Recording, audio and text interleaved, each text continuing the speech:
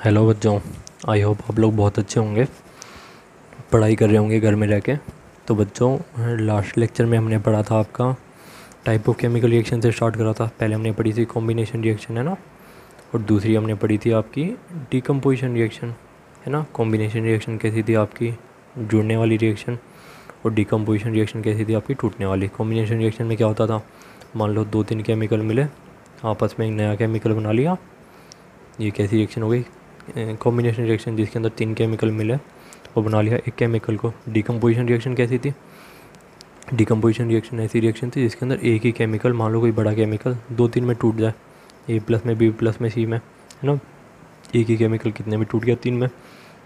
ये दोनों थी हमारी कॉम्बिनेशन और डिकम्पोजिशन रिएक्शन। कॉम्बिनेशन मतलब जुड़ने वाली रिएक्शन जिसके अंदर दो तीन केमिकल जुड़ जाए, डिकम्पोजिशन जिसके अंदर एक ही केमिकल दो तीन में टूट जाए, है ना। ये दोनों हम देख चुके थे। फिर हमने देखा था कि डिकम्पोजिशन कितने कितने तरीके से हो सकता था, या तो हीट दे के हो सकता था, या फिर सनलाइट दे के हो सकता था, या फिर हो सकता था इलेक्ट्रिसिटी दे के। ये सब हम देख चुके थे, है ना बच्चों। फिर हमने इसके बाद तुम्हें कुछ क्वेश्चन दिए थे करने के लिए, आई होप आपसे हो गए होंगे, अगर नहीं हुए तो एक बार देख लो, है ना।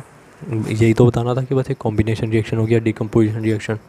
अब देखो, कॉपर मिल रहा है, ऑक्सीजन मिल रहा है, दो केमिकल मिल रहे हैं, दो केमिकल मिलके एक केमिकल को बना रहे हैं, तो एक ऐसी रिएक्शन हो गई कॉम्बिनेशन रिएक्शन, है ना। दो केमिकल मिले, एक नया केमिकल बनाया, कैसी रिएक्शन, कॉम्बिनेशन रिएक्शन।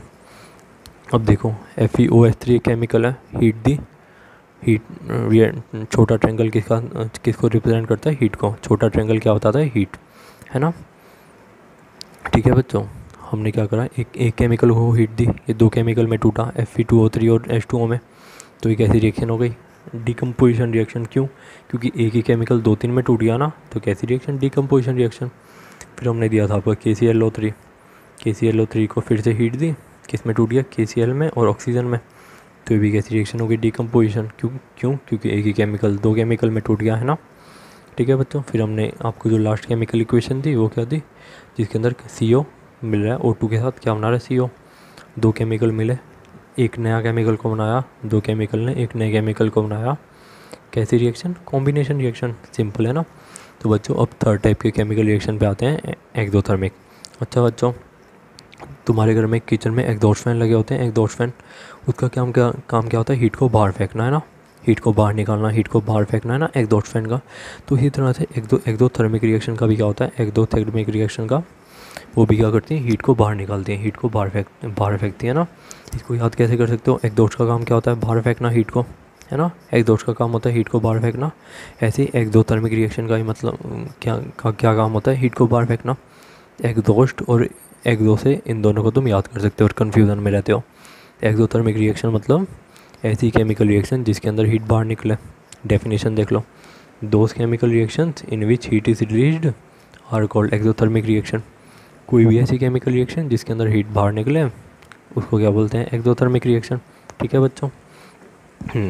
तो बच्चों इसका एग्जांपल क्या हो जाएगा, हमने क्या बोला था कि कॉम्बिनेशन रिएक्शन और एक्सोथर्मिक रिएक्शन, यानी कि जब भी तुम दो तीन केमिकल को कंबाइन करोगे तो हमेशा हीट बाहर निकलेगी, है ना। कि जब भी तुमने दो तीन केमिकल को कंबाइन करके एक नए केमिकल को बनाया तो उसके अंदर हीट बाहर निकलेगी।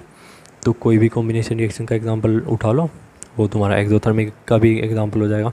तो बच्चों एक ही रिएक्शन ना दो तीन तरीके की भी हो सकती है। जैसे मान लो ये कॉम्बिनेशन रिएक्शन का भी एग्जांपल है, साथ में कौन सी रिएक्शन का भी एग्जांपल हो गया, एक्सोथर्मिक रिएक्शन का।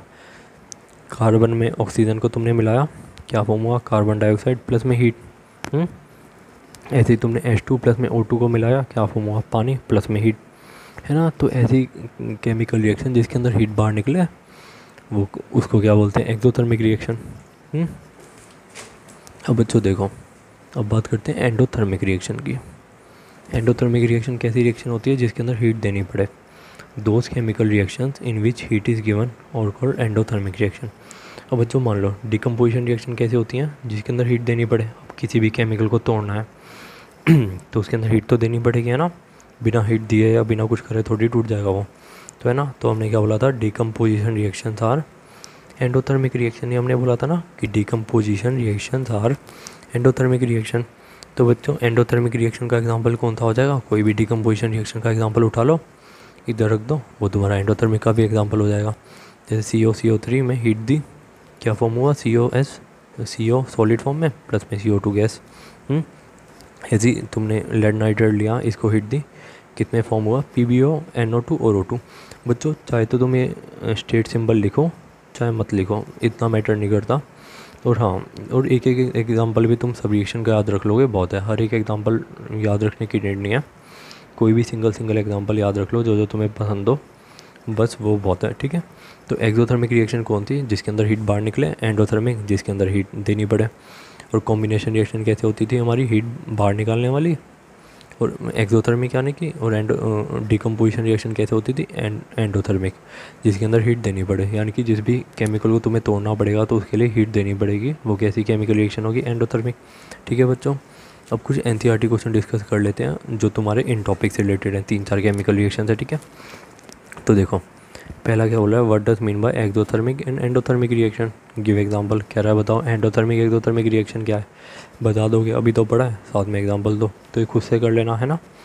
अभी बोल रहा है why is respiration is called an exothermic reaction. ये बोल रहा है कि रेस्पिरेशन को एक्सोथर्मिक रिएक्शन क्यों बोला जाता है, कि यानी कि जो रेस्पिरेशन तुम ये ऑक्सीजन को लेते हो, कार्बन डाइऑक्साइड को छोड़ते हो, तो इस रिएक्शन को, इस प्रोसेस को एक्सोथर्मिक क्यों कहा जाता है। चलो बच्चों देख लेते हैं क्यों कहा जाता है। मान लो तुमने कोई फूड खाया, फूड को तुमने खाया, तुम्हारी बॉडी में गया, बॉडी में जैसे क्या डाइजेशन होने लग गया। डाइजेशन के टाइम पे क्या होता है, जो तुम्हारा फूड होता है ना बच्चों, वो ग्लूकोज के अंदर टूट जाता है, ठीक है। मान लो तुमने चिली पोटैटो खाए, बॉडी में गए, डाइजेशन हुआ, ग्लूकोज में फॉर्म हुआ, ठीक है।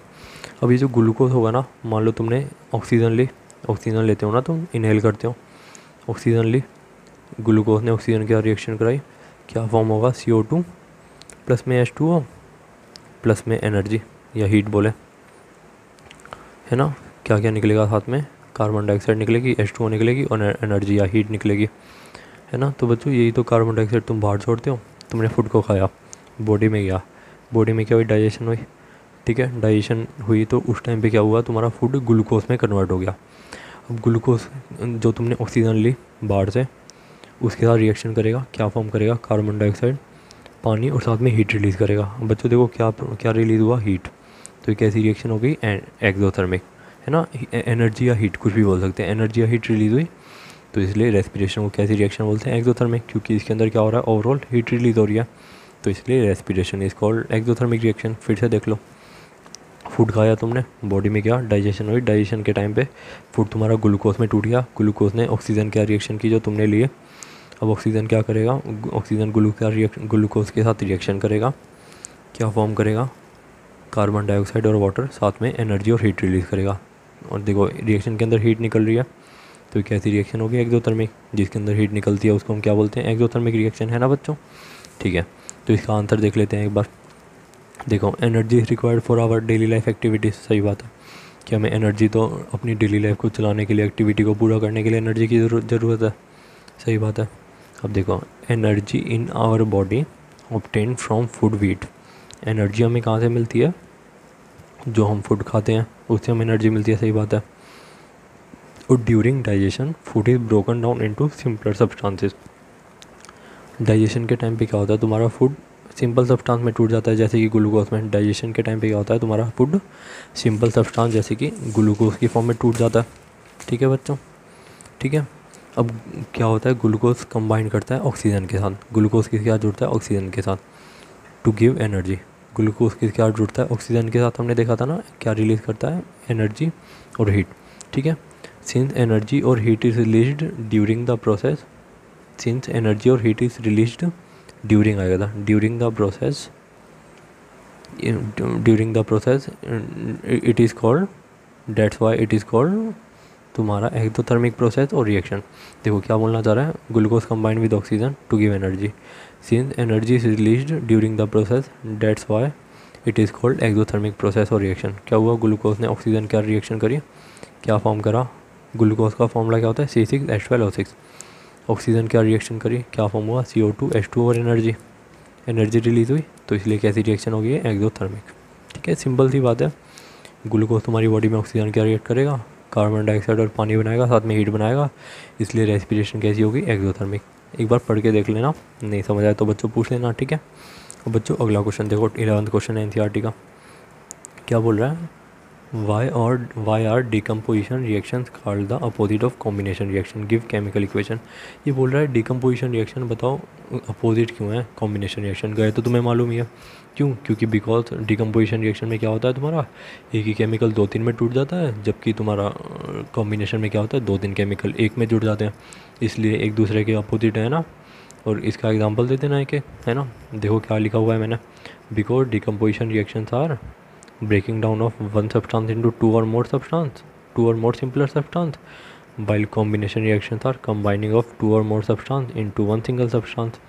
कि combination reaction क्या होती है जिसके अंदर दो तीन केमिकल सब्सटेंस मिलके एक सिंगल केमिकल सब्सटेंस को बना ले, वो तुम्हारी कॉम्बिनेशन जिसके अंदर एक केमिकल सब्सटेंस दो तीन में टूट जाए वो कैसी डिकम्पोजिशन रिएक्शन, इसलिए दोनों अपोजिट है। डिकम्पोजिशन रिएक्शन का कोई भी एग्जांपल उठा लेना जो हमने पढ़े थे, CO3 जब हीट देते हैं किस में टूटता है CO में और CO2 में, ऐसी कॉम्बिनेशन जब कार्बन प्लस में ऑक्सीजन को मिलाओगे तो क्या फॉर्म होगा CO2। तो इन दोनों के एग्जांपल हैं, आई होप हो जाएंगे या हो भी गए होंगे, है ना। अब देखो बच्चों, ठीक है, अगला क्वेश्चन क्या है, write one equation is for decomposition reaction where energy is supplied in the form of heat, light और इलेक्ट्रिसिटी।